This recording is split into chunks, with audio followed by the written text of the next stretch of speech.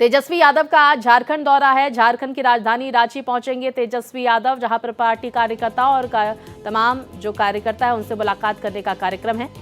तो नेता और कार्यकर्ताओं से मुलाकात करेंगे तेजस्वी यादव। झारखंड विधानसभा चुनाव को लेकर करेंगे मंथन, सीट शेयरिंग को लेकर तेजस्वी करेंगे चर्चा। विस्तार से जानकारी के साथ मेरे सहयोगी मधुकर हमारे साथ जुड़ गए हैं। मधुकर, देखिए, पहले चरण के लिए आज से नॉमिनेशन की प्रक्रिया की शुरुआत हो गई है। क्या लगता है कि आज भारतीय जनता पार्टी जो एनडीए गठबंधन है उनकी तरफ से क्या सीट शेयरिंग को लेकर जानकारियां सामने निकल कर आ सकती है? दूसरी तरफ तेजस्वी यादव भी झारखंड के दौरे पर है, रांची पहुंचने वाले हैं, उनके कार्यक्रम से संबंधित क्या अपडेट? देखिए स्वाति, सबसे पहले तो चुनाव की जो जानकारी है, चुनाव में तिथियों की जो जानकारी है वो आपने दे दी।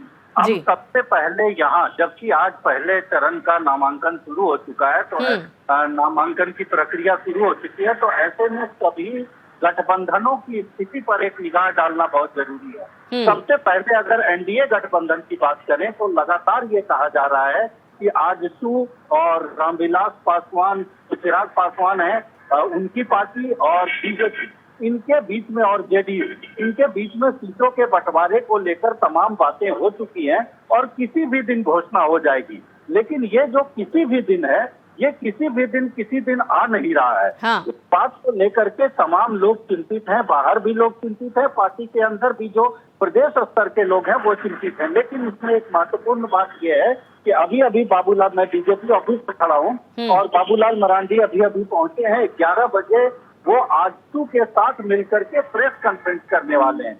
तो क्या परिपाटी में कोई बदलाव आएगा? क्या दिल्ली से नहीं, यहाँ से तमाम चीजें जो है वो घोषणा कर दी जाएगी? ये इस तरह की आशंका जो है वो जाहिर की जा रही है, इस तरह की बात लग रही है, क्योंकि बाबूलाल मरांडी का आजसू के साथ 11 बजे अभी नीचे प्रेस कॉन्फ्रेंस करना, ये अपने आप में एक अलग तरह की बात है। दूसरी तरफ अगर कहा जाए तो चिराग पासवान ने कल भी हिमंता बिस्वा शर्मा से मुलाकात की है और उन्होंने भी अपनी बात रखी है। जो बातें छनकर सामने आ रही है उसके हिसाब से 2 सीटें जेडीयू को मिलेगी, 1 चिराग पासवान को, 10 सीट आजसू को, और बाकी जो 68 सीटें हैं उस पर बीजेपी चुनाव लड़ेगी। ये तो हुई एनडीए की बात।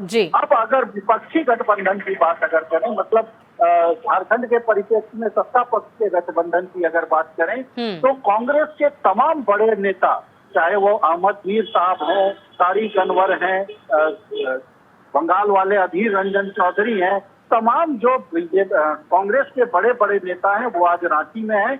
कल रात उन्होंने मुख्यमंत्री से बात की है। आज 3 नामों का पैनल जो है 11 बजे से कांग्रेस ऑफिस में भी महत्वपूर्ण बैठक है जी। 3 नामों का पैनल जो है वो जारी किया जाएगा। कल राहुल गांधी यहाँ आने वाले हैं एक सार्वजनिक कार्यक्रम के लिए। उसके बाद फिर 20 तारीख को संभवतः केंद्रीय चुनाव समिति जो कांग्रेस की है उनके द्वारा ये लिस्ट जारी की जाएगी उन 3 नामों पर विचार के बाद। जहां तक आरजेडी की बात करें, आज तेजस्वी यादव यहाँ आ रहे हैं, लेकिन उनके आने से पहले आरजेडी के झारखंड में जो संसदीय बोर्ड बैठता है उसकी बैठक कल हुई है और उन्होंने एक बम फोड़ दिया है कि 22 सीटें हमें लड़ना है और 22 सीटों पर हमारी पूरी तैयारी है। तो 22 सीटें तो किसी भी सूरत में आरजेडी को नहीं मिल सकती है। वर्तमान में उनका एक विधायक है और वो एक विधायक भी कैबिनेट में मंत्री है। तो जो इंडिया गठबंधन की बात अगर करें तो उसमें कांग्रेस को 33 सीटें मिलती हुई नजर आ रही हैं।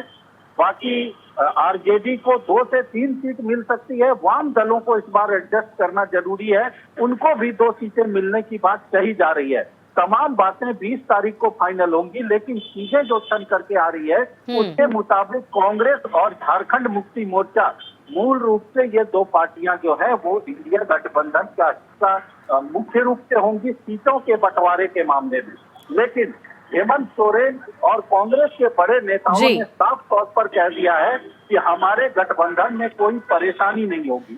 फिर देरी क्यों हो रही है मधुकर? देखिए, पहले चरण का नॉमिनेशन भी शुरू हो चुका है, लेकिन अभी तक दोनों ही गठबंधन की तरफ से उम्मीदवारों का ऐलान क्यों नहीं किया गया है? क्या वजह यह है कि क्योंकि उम्मीदवारों के ऐलान के बाद लगातार कई तरह की खबरें सामने निकल कर आती हैं कि नाराजगी कार्यकर्ताओं की, नेताओं के सामने निकल कर आती है, यही वजह है क्या कि थोड़ा और लेट किया जा रहा है? क्योंकि 25 अक्टूबर तक नामांकन की पहले चरण के लिए ये अंतिम तिथि है? बिल्कुल स्वाति, वही बात मैं बता रहा था, महत्वपूर्ण जो बात थी जी। अब यही सबसे बड़ी समस्या है कि इसके पीछे जो आपका सवाल है उसके पीछे दो कारण मुझे नजर आते हैं। सबसे पहला कारण तो है कि चुनाव आयोग ने समय बहुत कम दिया है। जब चुनाव आयोग घोषणा कर रहा था उस समय लग रहा था कि महाराष्ट्र के चुनाव के बाद की तिथि यहाँ तय की जाएगी।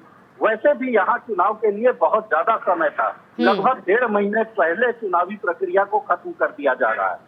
तो ये एक बहुत बड़ा कारण है। दूसरा कारण है कि जब समय कम मिला तो उसके बाद पार्टियां इस बात को लेकर चिंतित हो गई कि कहीं कोई विवाद न हो। बिल्कुल, और शायद यही वजह है मधुकर की फूक फूक कर कदम गठबंधन जो है वो रखता हुआ यहाँ पर नजर आ रहा है, पार्टियां रखती हुई नजर आ रही हैं। बहुत शुक्रिया करूंगी आपका मधुकर, तमाम जानकारियां हम तक पहुंचाने के लिए।